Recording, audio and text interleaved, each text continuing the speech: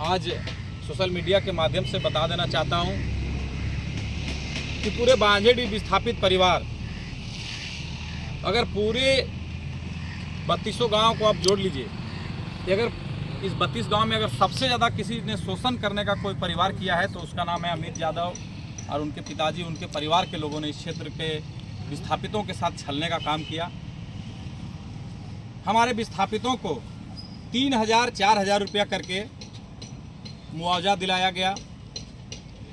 उस समय अपने जीजा को लाकर, अपने रिश्तेदार को लाकर पूरे बाउंड्री का ठेका दिलाना, पूरे बांझेड़ी पावर प्लांट का ठेका दिलाना, सारे काम विधायक के रिश्तेदार और विधायक के द्वारा किया गया। और जब यही विस्थापित नौजवान पूरा इकट्ठा होकर के, मैं विधायक जी को चैलेंज करना चाहता हूं कि आपका फॉर्च्यूनर कहां चला गया? 2013 में जब यही विस्थापित यही बांझेड़ी चौक पर आपको जो दौड़ाया था तो आपको फॉर्च्यूनर छोड़ के भागना पड़ा था। मैं विधायक जी आपसे कहना चाहूँगा कि फिर वह दिन नहीं आने दीजिए। आप माननीय विधायक हैं, अपने अंदर सुधार लाइए।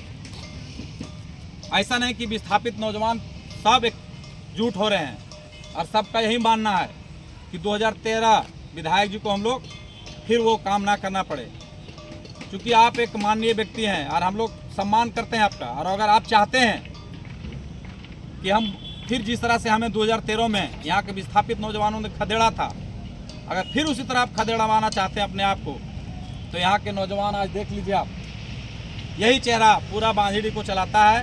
पूरे विस्थापित का दुख दर्द, यही सब चेहरा लोग उनका दुख दर्द को समझते हैं और हमेशा ही यही चेहरा आगे रहता है लड़ाई लड़ने में। विस्थापितों को कोई भी समस्या हो, 12 बजे रात से लेकर 12 बजे दिन तक यही सब नौजवान हैं जो हमेशा 24 घंटा खड़ा रह के और कराते हैं। विधायक जी, आप कहते हैं कि सड़क नहीं बन रहा है, बिजली नहीं बन रहा है। आप और आपके पिताजी 15 साल तक आपने यहाँ विधायक रहा, आपने कौन सा ऐसा नीति बना दिया विस्थापितों के लिए? मैं आज मीडिया के माध्यम से पूछना चाहता हूँ आपसे कि आपने विस्थापितों के लिए क्या नियम बनाया है जिसमें उसका सड़क सुरक्षा, स्वास्थ्य और बिजली बन जाना चाहिए, उसके लिए लड़ाई नहीं लड़ना पड़े विस्थापितों को। अगर एक नाली भी तोड़वाना है, चापानल भी देना है, तो इस क्षेत्र के विस्थापित संघर्ष करना पड़ता है, डीवीसी से लड़ना पड़ता है। अब विधायक का काम होता है विधि का निर्माण करना, और जब आप विधि का निर्माण करवा दीजिएगा तो डीवीसी का औकात नहीं है और भेल का कि वह बात नहीं करेगा और वो बात नहीं सुनेगा। लेकिन आपका काम ठेका बांटना और अपने भाई को ठेकेदारी दिलाना आपका काम नहीं है। और मैं विश्वास दिलाता हूँ, आप कह रहे थे कि विस्थापितों का जो घूमता उसका पैर तोड़वा दीजिए। मैं आपको आज चैलेंज करता हूँ कि औकात है तो आप बांझेड़ी आकर दिखाइए और इस क्षेत्र के नौजवानों से रूबरू हो जाइए। एक बार आपको पता चल जाएगा कि आपने जो किया है और जो कल आपने बोल कर गया है चौक से। हम लोग यहाँ नहीं थे, रांची में थे, सारे नौजवान गुस्सा में है। आपको सिर्फ आपका चेहरा देखना चाह रहा है कि विधायक जी क्या बोल कर गए हैं। आप विस्थापितों को कहते हैं कि दलाल है, विस्थापित नौजवान दलाल है। अरे यही दलाली करके आपका पेट्रोल पंप लग गया। क्या था आपके परिवार के पास? आज पेट्रोल पंप लगाए हैं औने पौने दाम पर जमीन खरीद के, और हमारे गांव के लोगों को सबको मार बाहर से गुंडा ला करके, और उस टाइम 2010-11 में, और आप पेट्रोल पंप गड़वा लिए और बोलते हैं कि दूसरे लोग ईटा का प्लांट चला रहा है तो छाइड हो रहा है। छाइड हो रहा है उमेश यादव, और ईटा प्लांट चला रहा है तो अपने बाबूजी के ज़मीन पर चटकरी में जाकर नहीं चला रहे हैं। विधायक जी, आपको मैं कहना चाहूँगा, आपके पिताजी की ज़मीन पर मेरा प्लांट नहीं चल रहा है, मेरा छाई नहीं उठ रहा है। छाई अगर इस क्षेत्र को खाता है तो हमारी माँ बहन, हमारी जो महिला है, हमारे भाई लोग हैं, सबके घर में 1-1 किलो डस्ट घूम जाता है। और वो डस्ट खा कर इस क्षेत्र के लोग, सिर्फ आपके चलते और आपके परिवार के चलते, क्योंकि आप लोगों ने इस क्षेत्र के लोगों को शोषण कम करने का काम किया है। और आपका परिवार मुंबई और दिल्ली में, रांची में रहता है, और अब ठेकेदारी लेने के लिए फिर आप बांझेड़ी में आपका जो मनसा है वो हम लोग पूरा नहीं होने देंगे, क्योंकि पूरे विस्थापित इस बार एकजुट है। और आपको विश्वास दिलाना चाहता हूं कि वो भूल जाइए जो आप करके रखे हैं पहले। अब वो दिन नहीं है।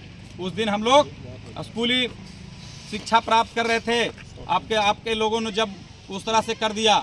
मैं विश्वास दिलाता हूं कि अब हर गांव में आपको खदेड़ने के लिए यहाँ 10-10 नौजवान खड़ा हो जाएगा। आप विधायक बरकट्ठा का जरूर हो सकते हैं। आप बोल रहे थे कि मैं बरकट्ठा का विधायक हूं, लेकिन कोडरमा जिला के जो जयनगर और चंदवारा प्रखंड है, पूरी तरह से हार के गए हैं आप। ये भी आपको सोचना होगा। हजारीबाग जिला में आपको लोगों ने वोट दिया और वहाँ आप चुनाव जीते, लेकिन आज भी यहाँ से आप हारे हुए हैं और इस क्षेत्र के लोग आपको पसंद नहीं करते। आज नहीं, कभी आपको नहीं पसंद किया है और आपको पसंद भी नहीं करेगा, चूँकि आपका जो उल्टी रवैया और आप जो विस्थापितों का हमेशा दबाने का काम करते हैं। मैं विश्वास दिलाता हूं, अगर आपको चेतना चेत जाइए, नहीं तो फिर बेइज्जती होने वाला काम आप नहीं कीजिएगा। यही मैं कहने के लिए सभी नौजवान साथियों से आज मैं यहाँ बुलाया था कि उनका जो सोच है, उनका जो समझ है कि मैं विस्थापितों का फिर से चलने नहीं दूंगा। बाहर से हमको 5% 10 ठेकेदार ला के कमीशन लूँगा। अगर विस्थापित लोग सब घुस जाएंगे तो उनको कोई 1 रुपया देने वाला नहीं है।